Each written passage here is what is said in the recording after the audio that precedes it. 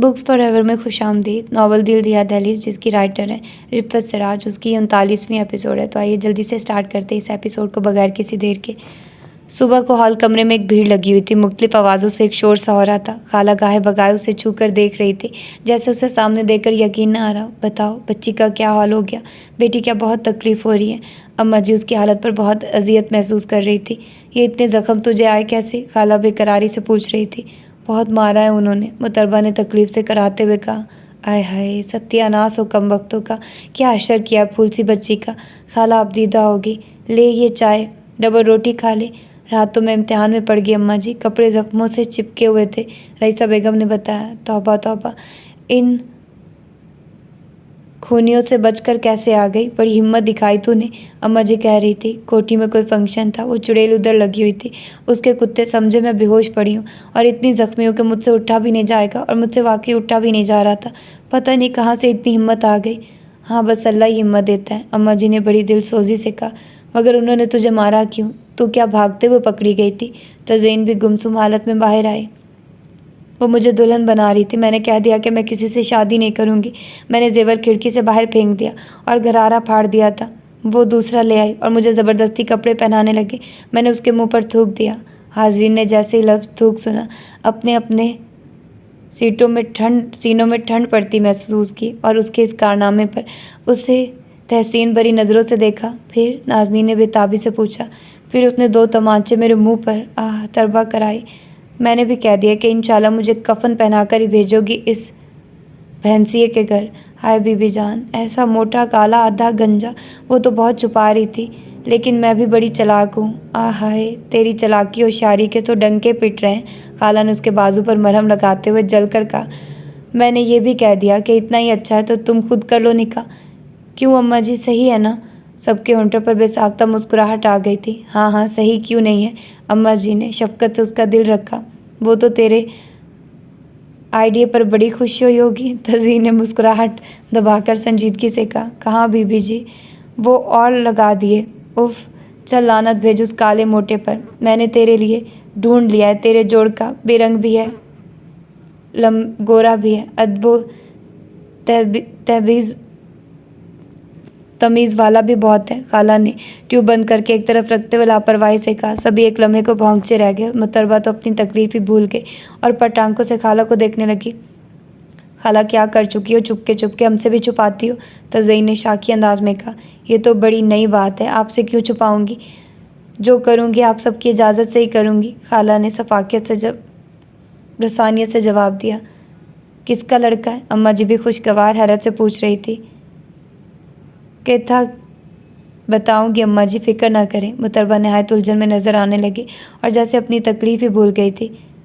खैर अच्छा ही है 16 आने, जितनी जल्दी हो सके तेरा वज़न कम हो। अम्मा जी ने फितरी खलूस का इजहार किया। अब तो खुश हो जा, गोरे रंग वाले से तेरी शादी कर रही है खाला, रईसा बेगम ने हंसते हुए कहा। मुतरबा खामोश रही। वैसे एक बात है, साबित हो गया कि बहादुर तो बहुत है, बड़ा दिल गुर्द है। तज़ीन ने एक निगाह उसके ज़ख्मों पर डाली। हमारी तमन्ना हमारी आका होती है बीबी जान। आका जितना ज़ोरदार हो, गुलाम को उतना ही ताबेदार होना पड़ता है, वरना मैं तो बहुत कमज़ोर और डरपोक हूँ। उसने इतनी संजीदगी से कहा कि वो सब हक्का बक्का होकर उसकी शक्ल देखने लगी। तू तो ज़ख्मी होकर बड़ी गहरी बातें करने लगी, नाज़नीन ने मुस्कुराते हुए गोया दाद दी। वो कौन सी तमन्ना है जिसकी तू बांदी बन गई है? तज़ीन को उसके जुमले पर अभी तक हैरत थी। मुतरबा खामोश रही, बल्कि आंखें मूंद ली। रईसा अपने बाबा साहब से कहकर इसका कोई बंदोबस्त करो, वो बहुत ख़तरनाक औरत है। अम्मा जी बहुत देर से ये बात कहना चाह रही थी। तैमूर अली ख़ान को दो मिनट हुए थे इस तरफ आए हुए। वो उसका जुमला सुनकर मतहीर से दरवाजे में ही अटक गए थे। हो गया बंदोबस्त, उसे कराची भिजवा देते हैं, वहाँ भी तो मुलाजमों की ज़रूरत रहती है, बहुत मेहनती है, देखभाल भी अच्छी तरह करेगी। अशरफ की माँ वहाँ पहले ही है, ये भी नहीं है कि वहाँ ये अकेली होगी, उसकी देखभाल कर लेगी। और ये कोठी की, और हम आपको ये बताने आए हैं कि हम सराय जा रहे हैं, रात 1 बजे तक की वापसी होगी, फिक्र मत कीजिएगा, हवेली पर पहरा इत्मीनान रखिएगा। वो इतना कहकर वापस पलट गए। पहरा अल्लाह का बेटे, तुम्हें भी अल्लाह का अमान में दिया। अम्मा जी ने दुआ दी। मैं अकेली रहूँगी कराची में? मुतरबा नहीफ आवाज़ में पूछ रही थी। और क्या बारात लेकर जाएगी? अशरफ और उसकी माँ गाँव के हैं, अपने भली औरत है, खाला ने टोका। मगर मेरा तो दिल नहीं लगेगा। वो कराहते हुए बोली। खान जान की खैर मना, जान के साथ है दिल लगाने के सौदे। खाला ने डांटा। ये क्या कम है कि अल्लाह रास्ते निकाल रहा है? लगा दीजिए दिल, वक्त पड़ा हुआ है। ये लड़कियां तो आती जाती रहती हैं और अब तो छोटी दुल्हन भी जाती रहती है, उनका तो महका है वहाँ। अम्मा जी ने समझाया। तो क्या बसीर खाना की शादी मेरे पीछे हो जाएगी? हड्डी पसली एक हुई पड़ी है, मगर दिल है कि शादी ब्याह में अटका पड़ा है। खाला ने लिताड़ा। लेकिन मैं कराची किसके साथ जाऊंगी? अब ये हमारा मसला है। तो क्यों हलकान हो रही है? रईसा बेगम ने डांट पिलाई। अम्मा जी आप मुझे बहुत याद आएंगी। वो रूहान सी हो गई। थोड़े दिनों की बात है, तेरा ब्याह कर देंगे। कोई उम्र भर को थोड़ा ही भेज रहे हैं कराची, बेवकूफ़ कहीं की। खाला ने दिलासा दिया। मैं नहीं करूँगी ब्याह व्याह, ना गोरे ना काले से। वो बुड़बड़ाई। सुन रही अम्मा जी, इस हाल में भी कैसी पटर पटर जबान चल रही है। ब्याह नहीं करेगी तो फिर क्या करेगी? खाला नाराज़ हुई। दुनिया में ऐसे भी तो लोग होंगे जो ब्याह नहीं करते। दुनिया में एक ही तो काम नहीं करने के लिए। हाय, उसने अपना बाजू दबाया। छोड़ सोलाने, इस वक्त इसका जी अच्छा नहीं, तो क्यों अपनी जान जला रही है? अम्मा ने लाहासिल बहस समेटी, मगर खाला जाने क्यों गूंग रही थी। एक तो लड़कियां शर्म की वजह से शादी ब्याह से लातल्की का इजहार करती, मगर उसका अंदाज कुछ और था। मगर वो अम्मा जी की वजह से चाहने के बावजूद कुछ बोली नहीं। चल मुतरबा उठ जा, खाला ने आस्ती से जगाया था। वो हड़बड़ाकर जाग गई थी। चारसू अंधेरा फैला हुआ था। वो खौफजदा सी हो गई थी। क्या टाइम हो रहा है खाला? सुबह के 4:30 बज रहे हैं। बीबी जान ने एक बैग दिया था, तेरे 4-5 जोड़े उसमें रख दिए हैं। ये ले, 200 रुपये रख ले। खाला ने 200 रुपये उसके हाथ पर रखे। एक तो ज़हन अभी पूरी तरह जागा नहीं था, उस पर मुस्तज़ाद हमले पर हमला। मगर क्यों? कपड़े बैग में क्यों रखे? और 200 रुपये का मैं क्या करूँ? बेटी, तुझे तैमूर खाना हवाई जहाज़ से कराची ले जा रहे हैं, खाला ने कहा। हाय, सारी नींद उड़छू होगी। एक अजीब से एहसास ने उसकी रगों पे में लताफते भर दी। ये 200 रुपये भी उसी बैग में रख दो खाला। मेरे पास तो कोई पर्स या बटवा नहीं है, उसने चारपाई से उतरते हुए कमज़ोर आवाज़ में कहा। मुँह तो धुलवा दो खाला, मेरे हाथ से तो कोई काम नहीं हो रहा है, उसने बेबसी से कहा। खाला ने तड़प कर उसे थाम लिया और गुस्ल खाने की तरफ ले गई। खाला ने मुँह धुलवाया, फिर खुद ही साफ किया। कपड़े तो तेरे ठीक हैं, अब दवाइयों की भूख का तो कोई इलाज नहीं। ये मैंने सफ़ेद चिकन की चादर तेरे लिए निकाली है, इसे अच्छी तरह लपेट ले। मैं ये पैसे बैग में रख दूँ? खाला उस वक्त मशीन किसी तेज़ी से काम कर रही थी। उसने चादर संभाल कर स्ट्रिप वाली फ्लैट से हाथ चप्पल पाँव में डाली। खाला का बाजू थाम कर वो बहुत आहिस्ता आहिस्ता नीचे आई थी। सब तो सो रहे होंगे, अम्मा जी से तो मिल लेती। उसने मिन्नत से खाला के सिम देखा। कोई बात नहीं, चंद दिनों की तो बात है, क्यों बेआराम करती हो? बीबी जान जाग रही हैं तेरी वजह से, कि वो इसलिए हुए पोर्च में आई। बीबी खान ड्राइवर के साथ खड़ी उनका इंतज़ार कर रही थी। अगर बैठना मुश्किल हो तो पीछे लेट जाओ, रईसा बेगम ने उससे कहा। ड्राइवर ने जीप का दरवाज़ा खोला। खाला ने सहारा देकर उसे बिठाया। देखो, घबराना नहीं, वो भी हमारा अपना घर है, रईसा बेगम ने उसे तसल्ली दी।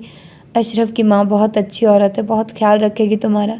बीबी जा, अल्लाह आपको हाल औलाद की खुशियाँ दिखाए। कितने भले लोग हैं आप, एक बेकस बच्ची के लिए जो आप लोगों ने तकलीफ़ उठाई है, अल्लाह ही इसका अजर देगा। खाला का दिल भर आया था कुछ जज्बा सपास से, वो कुछ उसकी जुदाई के ख्याल से। खाला रोई नहीं, वरना मैं सारे रास्ते रोती जाऊंगी। मुतरबा को खुद भी रोना आ रहा था। आ गई वो उसी दम तैमूर अली खान से कोट पैंट में उनके करीब आ गए। हाँ, बैठ गई, रईसा बेगम ने जवाब दिया। मेरा बैग रखा है? वो बहन से पूछ रहे थे। रख दिया है, अब बस बैठ जाओ, वक्त बहुत तंग है। वो पीछे मतवज्जे हुए बगैर बहुत आरामदेह अंदाज में अगली सीट पर बैठ चुके थे। जीप रिवर्स में चलना शुरू हुई। खाला बेताब से अंदाज में साथ साथ चलने लगी। आओ खाला, अंदर चलें। रईसा बेगम को उन पर तरस आ गया। खाला बेसाख्ता आए हुए अश्क पूंछने लगी। अल्लाह तेरी अमान में दिया। तैमूर अली खान बोर्डिंग कार्ड के सिलसिले में काउंटर के पास खड़े हुए थे। वो सहमी हुई शीशे की दीवार से कमर टिकाए इधर उधर देख रही थी। रोशनियों की चकाचौंध, एक से एक खुश लिबासों, खुश शक्ल जन्नो मर्द बड़े मसरूफ़ अंदाज में आ जा रहे थे। उसे अपने लिबास पर नज़र डालकर बड़ी शर्मिंदगी महसूस हो रही थी। हालांकि बेतौकीर लिबास पर उसने बहुत खूबसूरत चिकन कढ़ाई की चादर फैलाए रखी थी, उससे जिससे आधा चेहरा भी छुपाया हुआ था। आओ, तैमूर अली खान की आवाज़ उसकी समाज से टकराई। वो लाउंज की तरफ बढ़ रहे थे। वो घबराकर उनके पीछे भागी थी, गोया भीड़ में गुम हो जाने का खौफ हो। लाउंज में अलग ही नज़ारा था, लोग जैसे अपने घर के ड्राइंग रूम में बैठे हों। 2-3 बच्चों ने गाल पर पकड़म पकड़ाई शुरू कर रखा था। पूरे लाउंज में भागे फिर रहे थे। वो दोनों जिस सोफे पर बैठे थे उसकी पुश्त पर आकर एक बच्चे ने चीख मारी। वो तो यूं भी बौखलाई हुई थी, एकदम उछल पड़ी, फिर अपनी हरकत पर खुद ही शर्मिंदा हो गई। उस वक्त तो बच्चे घरों में बेखबर सोए होते हैं, इधर तो जैसे पिकनिक हो रही थी। माँ उसका ध्यान गाहे बगाए होने वाली अनाउंसमेंट की तरफ गया। जब वो मतवज्जे हुई तो अनाउंसमेंट इंग्लिश में हो रही थी। खान, शायद किसी का बच्चा खो गया, ऐलान हो रहा है। वो बहुत आहिस्ती से गोया हुई थी। तैमूर अली खान ने गहरी सांस लेकर चेहरा मोड़ा था, गोया अपनी जलाहट पर काबू पाया था। अभी उर्दू में भी बोलेगी, गौर से सुन लेना। वो इस ख्याल से गोया हुए थे कि वो मजीद घोर अफसानी न कर बैठे, क्योंकि उसके पहलू में एक बड़ी फैशनेबल खातून गोद में शीर ख्वा उठाए बड़ा जवान हो चुकी थी। वो उसके पहलू में गालबन उसकी बहन थी। दोनों की शक्ल में खासी मुशाबत थी। एक्सक्यूज़ मी अंकल, आपके इस साइड मेरी बॉल है। एक बच्चा घुटनों के बल झुका हुआ सोफे के नीचे झांक रहा था। वहाँ क्या कर रहे हो तैमूर? सामने सोफे पर बैठी एक तरहदार खातून ने बच्चे को पुकारा। तैमूर अली खान ने दिलचस्पी से अपने हमनाम बच्चे को देखा और एक तरफ को हो गए ताकि बच्चा आसानी से अपनी बॉल निकाल सके। सॉरी अंकल, इधर नहीं है, आपकी आंटी के पाँव की तरफ है। बच्चे ने कदरे लजाजत से कहा और मुतरबा की तरफ हो गया होकर हाथ डालकर गेंद उठाने लगा। फिर एकदम उठा। अब उसके हाथ में वाइट कलर की पिंक पॉन्ग बॉल थी। Thank you aunty. डियर बाबा, ये अंकल की आंटी नहीं है, आपकी आंटी है। अंकल की तो गालबन वो है। मुतरबा के हुस्न से खुद ब खुद पहलू में बैठी हुई औरत बच्चे को थपकते हुए मुस्कुराई। जो भी मतवज्जे था मुस्कुरा दिया। कराची जा रही हैं आप? वही खातून मुतरबा के चेहरे को पुरशौक नज़रों से देखते हुए पूछ रही थी। जी, शादीशुदा है ना? इस मरतबा उसने पुरवकार बहुत शानदार से तैमूर अली खान की सिम देखा था। मुतरबा ने नफ़ी में गर्दन हिला दी। फिर ये आपके कौन है? खातून कुछ देर कबल बोले गए जुमले पर शर्मिंदा नजर आई। मुतरबा खामोश रही। कज़न है। मुतरबा खामोश रही। बड़े भाई हैं। मुतरबा फिर खामोश रही। तैमूर अली खान ने बेचैनी से पहलू बदला। मैडम, हम ज़मींदार किस्म के लोग हैं। हमारे यहाँ की ज़्यादातर ख़वातीन उर्दू इंग्लिश ना समझती हैं ना बोलती हैं। ये सिर्फ मकामी ज़बान जानती हैं। Sorry for that. औरत खजल सी होकर बैग से पानी की फीडर निकालने लगी। मुहतरमा ने भी इत्मीनान का गहरा सांस लिया। उसी वक्त क्वेटा की फ़्लाइट के लिए अनाउंसमेंट हुई और मुतरबा के पहलू में बैठी हुई दोनों ख़वातीन उठ खड़ी हुई थी। जब कोई बात करता तो जवाब ज़रूर देना चाहिए। अभी वो अपने मियाँ को कहकर सिक्योरिटी वालों को बुलवा लेती कि लड़की अगवा करके कराची ले जाई जा रही है। Nonsense, absolutely problem. Taimur Ali Khan की तिबा नाजुक बरहम हो गई। उनके अंदाज पर तो उसका दिल धक से रह गया था। खान, मुझे समझ ही नहीं आ रही थी कि मैं क्या जवाब दूँ। वो रूहान सी हो गई, इस खौफ से कि जाने कब तक वो नाराज़ रहें। अगर कोई और पूछ ले तो क्या जवाब दूँ? वो सहमे हुए लहजे में पूछ रही थी। बस अब कोई नहीं पूछेगा, फ़्लाइट का टाइम हो रहा है। वो उसी तरफ ऑफ मूड में गोया हुए वो चादर दुरुस्त करने लगी। खान, वो बैग तो आपने उन्हें दे दिया है, उसमें मेरे 200 रुपए भी थे, कहीं वो निकाल ना लें। माँ वो परेशान हो गई। पैसे बैग में रखने की क्या ज़रूरत थी? वो जलाए। मेरे पास कोई बटवा नहीं है, मुझे पैसों की ज़रूरत ही नहीं पड़ती। अम्मा जी सब कुछ दिला देती हैं, कभी बीबी जान दिला देती हैं। वो डरते डरते कह रही थी। तैमूर अली खान उसकी आवाज़ के ज़ीरो बम में उतर गए। चेहरा मोड़कर एक सानी को उसकी सिम देखा। सफ़ेद चेहरा, अनाबी कामते होंठ, चादर का ठीक ठाक घूंघट। गुस्सा हुस्न की शुआ में जलकर खाक हो गया। डजन मैटर, कोई नहीं निकालेगा। डोमेस्टिक फ़्लाइट में इतनी छानबीन नहीं होती। वो शीशे के पार नोखेज़ सुबह के आसार देखने लगे। उससे और तो कुछ समझ ना आया सिवाय इसके कि पैसे कोई नहीं निकालेगा। और ये 200 रुपये तुम्हारे पास आए कहाँ से? ठीक ठाक रकम है, एक जोड़ी सोने के बुंदे आ सकते हैं। तैमूर अली खान ने बनज़र घायल उसका चेहरा देखा। खाला ने दिए थे और खाला को नानी ने दिए थे और नानी को मुसलसल सफ़र स्टॉप प्लीज़ कंटिन्यू ट्रैवल। अब कराची जाकर खैरात कर देना, जान छुड़ा लेना इस वज़न से। टू दी पॉइंट बात करने वाले तैमूर अली खान सचमुच जला कर रह गए। वह सहम कर खामोश हो रही और दिल ही दिल में सोचने लगी, जाते ही अशरफ की माँ के हवाले कर देगी। वह सहमत में दाखिल हुई तो सरापा हैरत थी। रास्ते में झाग उड़ाता समंदर देखकर तो वो दम बखुद रह गई थी। 7 सी में दाखिल हुई। उसके पल बहता दरिया भी देखा था और दरिया झेलम भी इतना बड़ा समंदर। उफ खुदाया। वो कोठी में दाखिल हुए थे। अशरफ मुंतज़िर मिला। खान, आपके दोस्त रात को आ गए थे, मैंने उन्हें बता दिया था कि आप सुबह आएंगे। अच्छा, क्या सो रहा है? जी, रात को लेट शो देख कर आए थे। ज़ेबा मोहम्मद अली की नई फिल्म लगी है ना, इतवार से, वहीं देख कर आए होंगे। मुतरबा ने नज़र उठाकर देखा। ठीक ठाक हमाकत बरस रही थी चेहरे पर। बात मुख्तसर किया करो। तैमूर अली खान नागवारी से टोककर आगे बढ़ने लगे। वो भी उनके पीछे पीछे ही चल पड़ी। उसी दम एक सिमत से एक अधेड़ उम्र औरत नमूदार हुई और बहुत अदब से झुककर तैमूर अली खान को सलाम किया। ये तुम्हारे साथ रहेगी साबरा, इसका ख्याल रखना, तुम्हारी सबसे ख़ास ड्यूटी है। बाहर के किसी काम से ये नहीं जाएगी, यहाँ के कामों में तुम्हारा हाथ बटाएगी। बाकी हदायत अम्मा जी फ़ोन पर तुम्हें दे देंगी। हम बहुत थके हुए हैं, आराम करेंगे, हमें कोई डिस्टर्ब ना करे। वो गोल चक्कर दार जीने की जानिब बढ़ गए। अशरफ की माँ दम बखुद खड़ी मुतरबा को सर से पाँव तक देख रही थी। तो तुम्हें खान हवेली से लाए हैं। औरत का ज़हन उसका हुस्न देखकर कुछ और ही सोच रहा था। मैं वहाँ काम करती थी, खाला 16 आने की भांजी हूँ, उसने आहिस्तगी से बताया। अरे तो 16 आने की भांजी है, मैं सदके, फिर तो मेरी भी भांजी है। 16 आने ने कहाँ छुपा कर रखा हुआ था ये दाना? साबरा ने उसे अपने सीने से लगाकर भींच लिया। आहा खाला, मेरा जिस्म बहुत दुख रहा था, ज़ख्म कच्चे हैं। वो अजियत से दोरी हो गई। साबरा ने बदहवास होकर उसे एकदम खुद से अलग कर दिया। ज़ख्म कैसे आए ज़ख्म बेटी? वो बुरी तरह परेशान और मुस्तरब नज़र आई। बताऊंगी खाला, अब तो तुम्हारे साथ ही रहूंगी, सब कुछ बता दूंगी। हाय, उसने दर्द की ठेस पर काबू पाते हुए जवाब दिया। अच्छा तो यहाँ बैठ जा। उसने मुतरबा को आहिस्तगी से थाम कर सोफे पर बिठा दिया।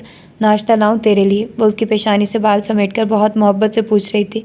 नहीं बस मैं सोऊंगी, नाश्ता जहाज़ में कर लिया था, बहुत नींद आ रही है, पता नहीं कितनी रातें हो गई, ठीक से सोना नहीं मिल रहा। उसकी आवाज़ में ढेरों थकन उतर आई। चल आजा फिर, मेरे बिस्तर पर आराम से सो जा और जितना मर्जी सो, तुझे कोई नहीं उठाएगा। जब तू सोकर उठेगी तो मैं तुझे बहुत अच्छा सा पुलाव खिलाऊंगी, मुर्गी वाला। जाने उसकी सूरत में क्या जादू था कि वो मोम की तरह पिघल रही थी। उसे बहुत मोहब्बत सी महसूस हो रही थी। यहाँ काम ही कितना होता है बेटी, काम तो बंदों से होता है। जब चौधरानियाँ इधर आती हैं तब होती हैं बड़ी रौनक। रात 1-1 बजे तक सोना नहीं मिलता, बंदा भी परेशान हो जाता है। वो आती हैं तो बड़ी खुशी होती है। अम्मा जी कहती हैं साबरा घर चमका कर रखा कर, बसा हुआ नज़र आए। तुम इधर उधर देख लेना, आसपास कोई कोठी हमारी कोठी की तरह नहीं चमकती जैसे आज ही बनी हो। बड़े खान 2 साल में 1 दफ़ा तो लाजमी पूरी कोठी में रंगो रोगन करवाते। मेरी बड़ी बहू जब कराची आती है तो मजाक करती है कि अम्मा ये तो तेरी कोठी है, खानों का तो बस नाम है, बस ही हुई तो तू है इसमें। साबरा उसे अपने कमरे तक ले जाते हुए एक तवातुर से बोले चली जा रही थी। और आज से तो ये समझ के ये तेरी भी है। साबरा कल कल करके हंस पड़ी। हाय, आगे पीछे कोठियाँ बची हैं मेरे तो, मेरा दिल हवेली कोठियों पर राजी ही कब है। ये तो वो ज़िद्दी बच्चा है जो माँ की दी हुई मिठाई फेंक कर तेज़ मिर्च मांग रहा हो। वो थके थके ज़हन से सोच रही थी।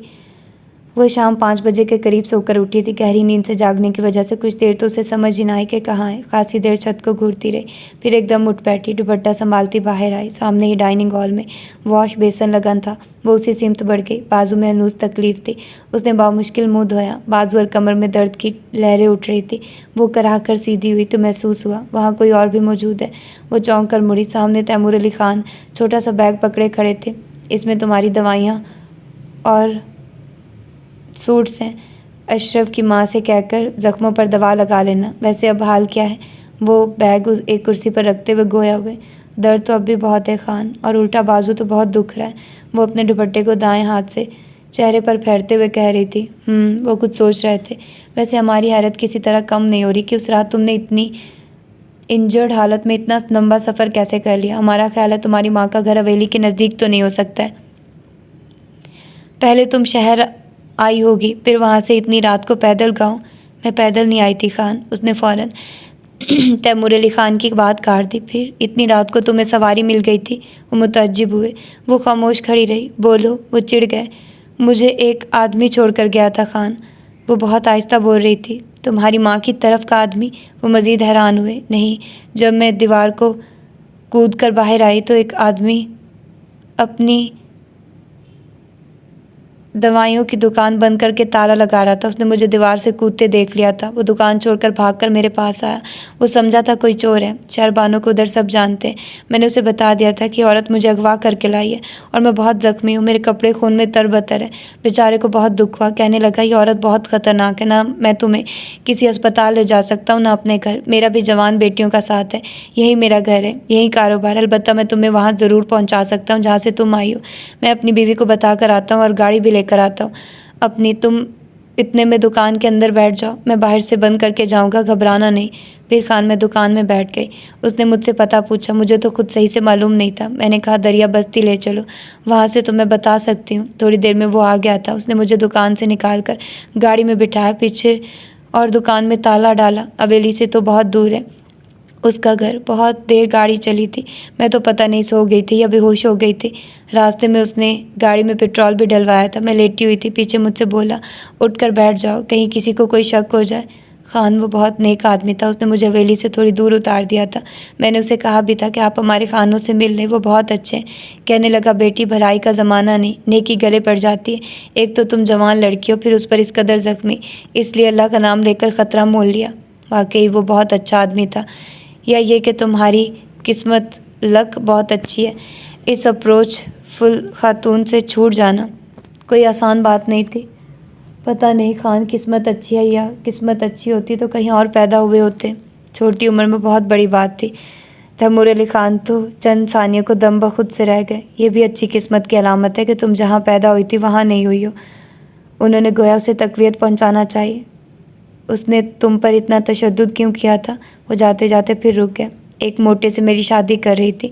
मैंने तो खाना भी नहीं खाया था वहाँ। उस पर भी बड़ा गुस्सा था उसे। एक चंडाल बुढ़िया भी थी वहाँ। उससे कह रही थी कि एक दफ़ा ये वहाँ जाकर वापस आए, सारा जोर टूट जाएगा। गर्दन झुकाकर, कमर झुकाकर चलेगी, सारा नशा हिन्न हो जाएगा। बस एक दफ़ा बस चल जाए उस पर किसी का, इसलिए जल्दी कर रही हूँ, वरना ये तो भूखी प्यासी मर जाएगी। मुहतरबा नहायत सादगी से हर बार बता रही थी। इतनी लंबी बात में कोई लफ्ज़ इतना वज़नी था कि तैमूर अली खान की पलकें बोझल हो गई थी। वो निगाह उठाए बगैर बाहर निकल गए थे।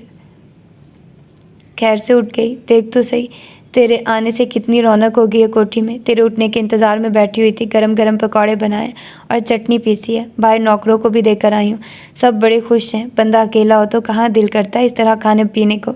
साबरा अंदर दाखिल होते ही शुरू हो गए। एहसास तशक्कुर के महीनों में एक मौज सी उठी थी। उसने बहुत अपनाई से साबरा को देखा था। खान को तो मैंने पकौड़े नहीं भिजवाए, लाल मिर्चों की चीज़ें पसंद नहीं करते हैं। वो तो अब याद आया कि खान का दोस्त भी तो आया हुआ है रात से, उसे भी भिजवा देती, मगर अब तो वो चाय पी चुके। ये क्या है, तेरा है? साबरा की बात करते करते नज़र बैग पर पड़ी। दवाइयाँ इसमें मेरी और मरहम है, मगर जो तुम ही लगाओगी, काम बढ़ गया है तुम्हारा। वो ज़बरदस्ती के अंदाज में मुस्कुराई। सदके जाऊँ, भला ये भी कोई काम है? मगर साबरा बोलते बोलते रुक गई। बेटी, ये ज़ख़म तुझे आए कैसे?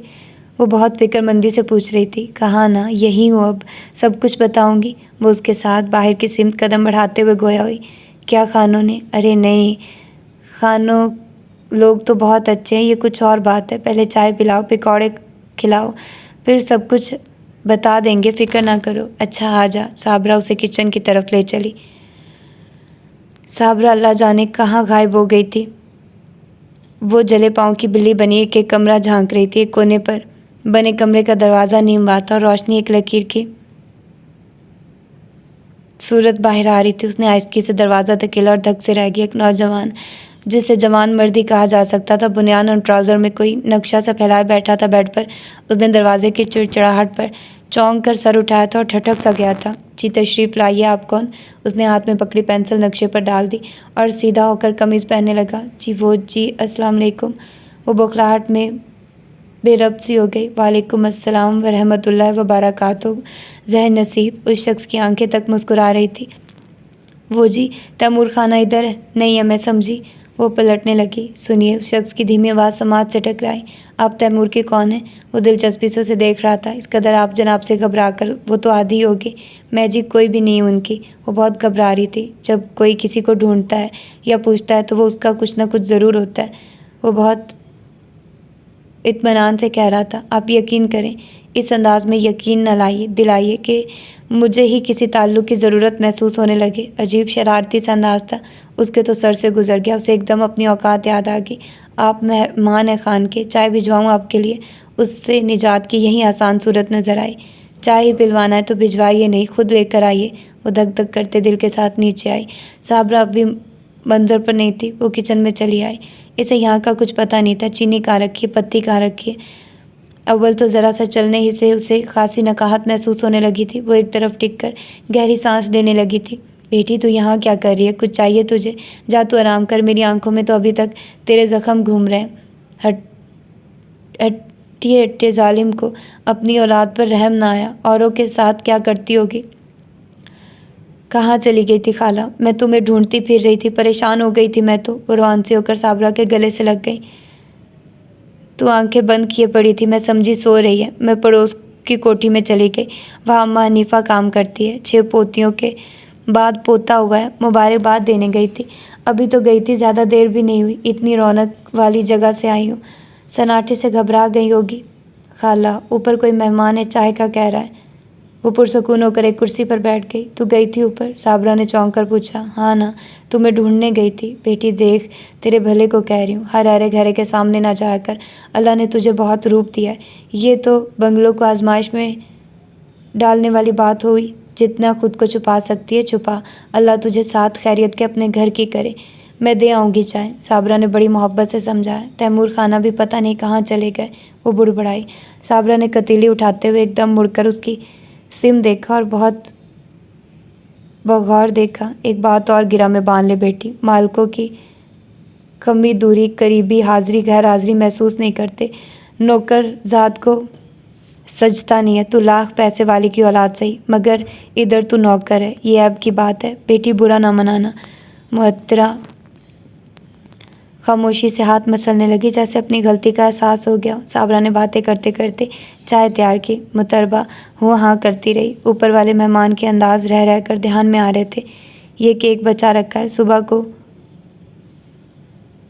बासी हो जाएगा, खाएगी? साबरा ने प्लेट में रखा केक उसके सामने रखा, साथ खूबसूरत दस्ते वाली छुरी थी। वो गुमसुम से अंदाज में केक पर छुरी चलाने लगी। साबरा चाय लेकर बाहर निकल गई। उसने एक पीस पूरा खाया भी नहीं था कि साबरा ट्रे समेत फिर से मौजूद थी। क्यों चाय नहीं पी मेहमान ने? उसने हैरत से पूछा। कह रहा है अब दिल नहीं चाह रहा, बाहर जा रहा हूँ। अल्लाह नेकी दे लोगों को। अब मैं ऐसी बुढ़ी भी नहीं हूँ कि सठिया ही गई हूँ। उसकी दी हुई अकल थोड़ी बहुत हमारे पास भी है। हर कोई हमारे खानों जैसा थोड़ा ही होता है। साबरा बर्तन वापस रखते हुए बुड़बुड़ा रही थी। तो ये थी इसकी आज की एपिसोड। मिलते हैं इसकी अगली एपिसोड में। अपना ढेर सारा ख्याल रखना। अल्लाह हाफिज़।